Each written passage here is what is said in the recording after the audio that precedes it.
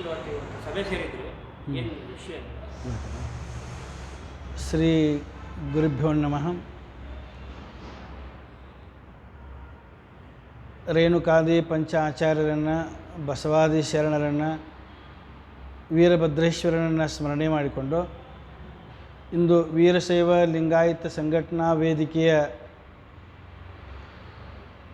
ಮುಖ್ಯ ಕಚೇರಿಯಲ್ಲಿ ಇವತ್ತಿನ ದಿನ ನವದೆಹಲಿಯಲ್ಲಿ ನಮ್ಮ ದೇಶದ ಪ್ರಧಾನಿಯವರಾಗಿರ್ತಕ್ಕಂಥ ಮೋದಿಯವರ ನೇತೃತ್ವದಲ್ಲಿ ವೀರಭದ್ರೇಶ್ವರ ಜಯಂತಿಯನ್ನು ಮಾಡಬೇಕಂತೇಳಿ ಇವತ್ತು ಸಭೆಯನ್ನು ಕೂಡಿದ್ದೀವಿ.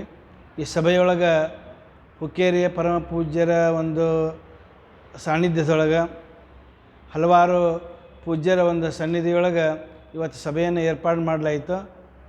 ಎಲ್ಲ ಸಂಘಟಕರು ಕೂಡಿಕೊಂಡು, ರಾಷ್ಟ್ರ ಮಟ್ಟದ ಮತ್ತು ರಾಜ್ಯ ಮಟ್ಟದ ಎಲ್ಲ ಸಂಘಟಕರು ಕೂಡಿಕೊಂಡು ನರೇಂದ್ರ ಮೋದಿಯವರನ್ನು ಆ ವೀರಭದ್ರೇಶ್ವರ ಜಯಂತಿಗೆ ಆಹ್ವಾನ ಮಾಡಬೇಕು ಅಂಥೇಳಿ ಇವತ್ತು ನಾವು ಸಭೆಯನ್ನು ಮಾಡಲಾಯಿತು.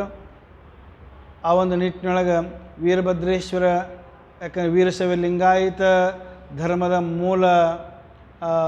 ಮೂಲ ಯಾರು ಅಂತಂದರೆ ಅವರು ವೀರಭದ್ರೇಶ್ವರ.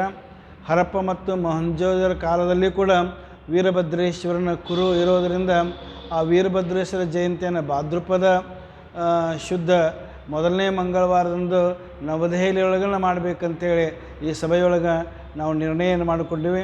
ಆ ನಿಟ್ಟಿನೊಳಗೆ ಈ ವೀರಶೈವ ಲಿಂಗಾಯತ ಸಂಘಟನೆಯ ಸಂಸ್ಥಾಪಕ ಅಧ್ಯಕ್ಷರಾಗಿರ್ತಕ್ಕಂಥ ಪ್ರದೀಪ್ ಕಂಕಣವಾಡಿಯವರ ಒಂದು ನೇತೃತ್ವದೊಳಗೆ ಬಹಳ ದೊಡ್ಡ ಪ್ರಮಾಣದೊಳಗೆ ಆ ವೀರಭದ್ರೇಶ್ವರ ಜಯಂತಿಯನ್ನು ದೆಹಲಿಯಲ್ಲಿ ಮಾಡಬೇಕು.